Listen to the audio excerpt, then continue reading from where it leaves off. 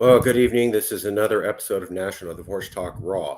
Now, we've been covering how Roe v. Wade was overturned by the federal Supreme Court, and that we had predicted that 4 years ago here at the Calexit movement. Other Californians didn't want to listen. They thought it was a scary future, but we said, look at the way America's going. This is going to happen. And while we're not pleased, it is noteworthy to point out that our predictions about the way that America was going to go that we made in 2018 have completely come to pass, especially with Roe v. Wade. One of the issues, though, is that a lot of Californians are doing the same thing that happened in 2016. When Donald Trump was elected in 2016, Californians, some of them, said, there's no problem. All we have to do is vote him out and somebody will get voted in and everything will be fixed and returned back to normal. So you don't need to leave the federal system because the federal system works. You just got to vote them out and vote someone in, and that person will definitely fix everything. We've covered how America chose Joe Biden to replace Donald Trump and how Joe Biden kept up the kids in cages, the refugee cap, the continuance on allowing for fracking, the warmongering, the giving the Pentagon whatever they want, and just generally being a buffoon on the world stage. We're not against Democrats here. And we're not for Republicans here. What we are for is California and the idea that California can do better on its own without anybody in the federal government. As we've always said here at Yes California, when somebody goes and works in the federal government for California, they go work for the federal government and not California any longer. So let me show you an example of the fact that national Democrats will not protect California values. And they're little better than Republicans when it comes to Roe v. Wade. Again, Roe v. Wade being overturned was horrible. California is a progressive place. California is a majority liberal place. But the concept of Californians saying, hey, one more election, we'll just vote differently. We'll vote for national Democrats and all of California's values will be protected is a garbage concept. And I want to prove that to you now. Let's take a couple looks at some information.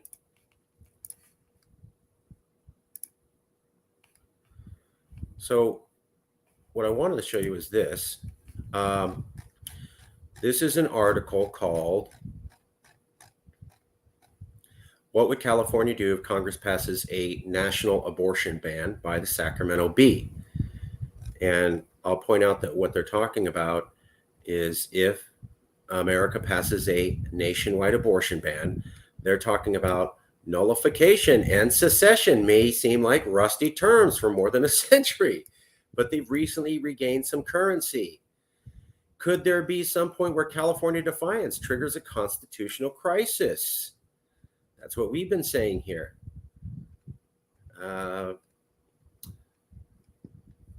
California is operating so far in the tradition of states going their own way while being careful to not openly reject California law. I don't exactly agree with that. We do push back against federal law.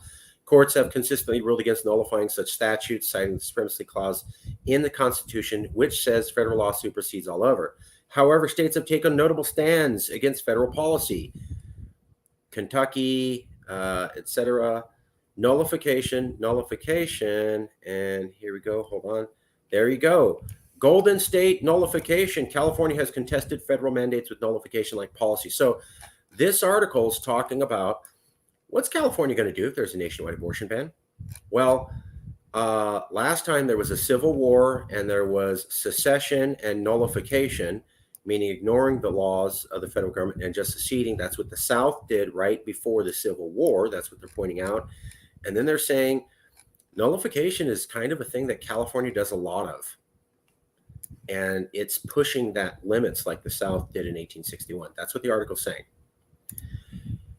That is one answer to what would California do if there's a nationwide abortion ban from the Sacramento Bee. However, here's another answer. Scott Weiner is a California state senator, and he said, the best way to prevent a federal abortion ban is to harness public opinion and turn out voters in November.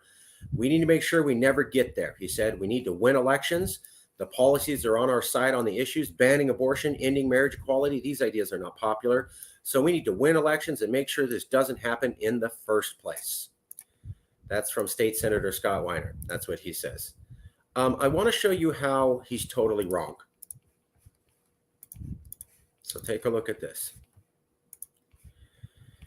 If Roe v. Wade was never codified in Congress, and the Democrats have had 3 different Democrat presidents who could have done it, and none of them did. So what they're pointing out is Clinton could have codified Roe v. Wade when he was president because there was a period where he had a majority control in Congress. So why did Bill Clinton, the Democrat, not codify Roe v. Wade when he had a majority in Congress? That's what USA Today is asking in this article here. They're not alone. Barack Obama also had a majority in Congress for a little while, and he did not codify Roe v. Wade. In fact, Obama campaigned on codifying Roe v. Wade and then lied and broke his campaign promise and never codified it, even though they had the ability to do so. That's what Newsweek is pointing out. They're not alone, though. Democrats won the Senate when Joe Biden was president, which means that Joe Biden would actually have control of the Congress for a year to codify Roe v. Wade. So why is Biden calling on Congress to undo the filibuster when the Democrats won the Senate and they already own the House and the presidency, and yet Biden himself, after they won the Senate, could not codify Roe v. Wade?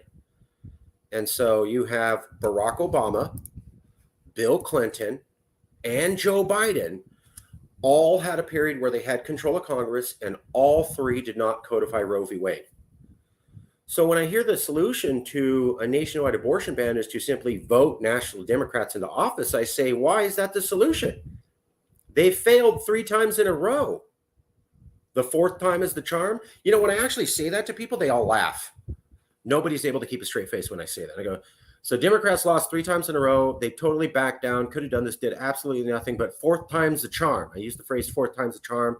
Nobody can keep a straight face. That just sounds so stupid to say bet on a group who's failed you 3 times in a row. They're the magic solution. But it's even worse than that. Let me show you a little bit more. It's not just the 3 Democratic presidents. It goes even further in disappointment. So let's take a look at this. A little bit more about the politics. Kamala Harris had a big sit-down interview yesterday with Dana Bash. And, I think a lot of Democrats, we talked yesterday about how a lot of the Democratic base is really waking up to just how failed Democrats have been over the past 50 years in preparing for this moment. Or even consider, the Biden administration kind of got a little bit of a head start on this since the draft was leaked. We all knew this was coming. They had quite a bit of time to prepare some kind of a response, and they got nothing.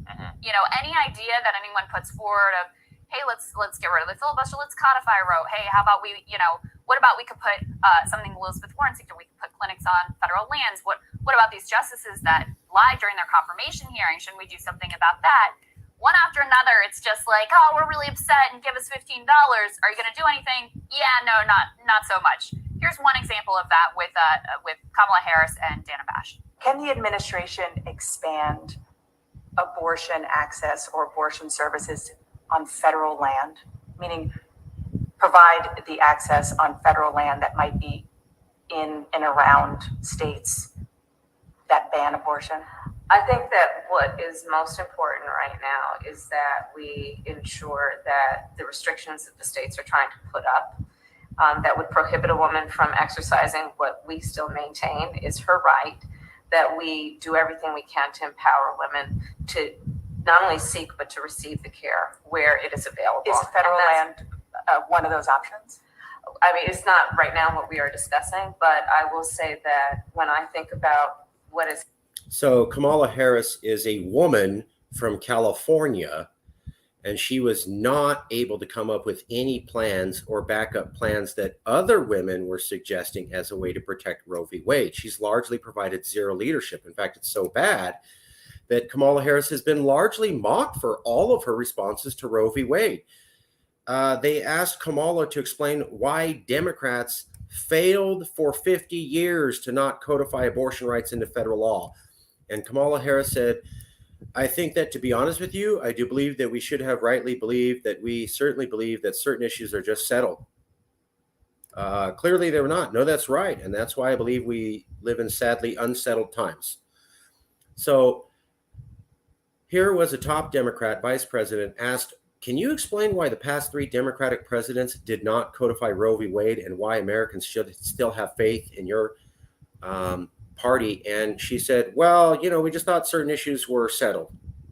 That's not really a good answer. And she was largely mocked for her response there and mocked for her response here. So multiple Kamala Harris responses. She's a woman. She's from California. This is a women's issue. And she has completely failed.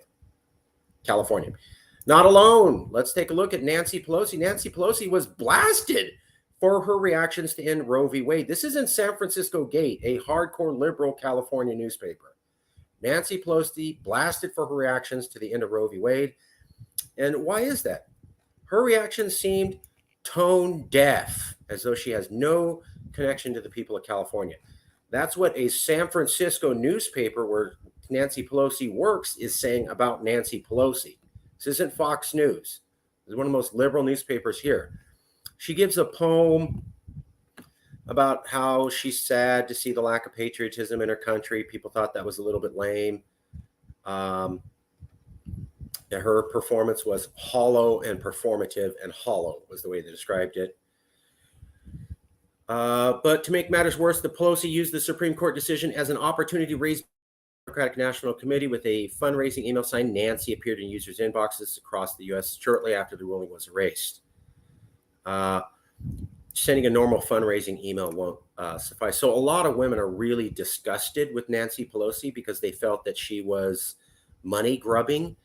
Roe v. Wade gets overturned and Nancy Pelosi gives a poem that a lot of people don't really get, provides no plans on how to fix it, but says, give me money right away. And that was seen as disgusting by a lot of women. But we're not done, because this is something that came out on CNN, but you're not going to find very often. That's that after the leaked decision of Roe v. Wade came out. So after the leaked decision of Roe v. Wade comes out, Joe Biden then decides to appoint an anti-abortion Republican to a federal judgeship. So right after federal judges who have extreme opinions on abortion have been appointed for Trump, and they managed to overturn Roe v. Wade, and we're seeing that that's going to happen because the draft decision comes out, Joe Biden acts like Trump and works to appoint another anti-abortion person to a federal judgeship. Right after Roe v. Wade is going to be overturned and the draft decision comes out, Joe Biden, while saying he's horrified by that, does more of the same problem. He appoints an anti-abortion guy to a federal judgeship. Yes, Joe Biden, top Democrat, right after Roe v. Wade leaked decision comes out, decides to do more of the same thing that Donald Trump did. And so my question to you is, Obama lied about doing it, couldn't do it. Clinton couldn't do it. Biden couldn't do it. Harris has outright performed horribly. Nancy Pelosi is seen as a shill, and Joe Biden planned on appointing another anti-choice judge to a federal judgeship. That's the national party that's going to support California values in protecting Roe v. Wade? You cannot be that possibly dumb. Again, not saying anything about California Dems or California Republicans. Just saying Californians, this idea that Americans, whether they call themselves liberal or not, or whether they say that they're from California, are going to have anything to do with protecting your values is insanity. I just showed that to you. Well, we'll see you next time.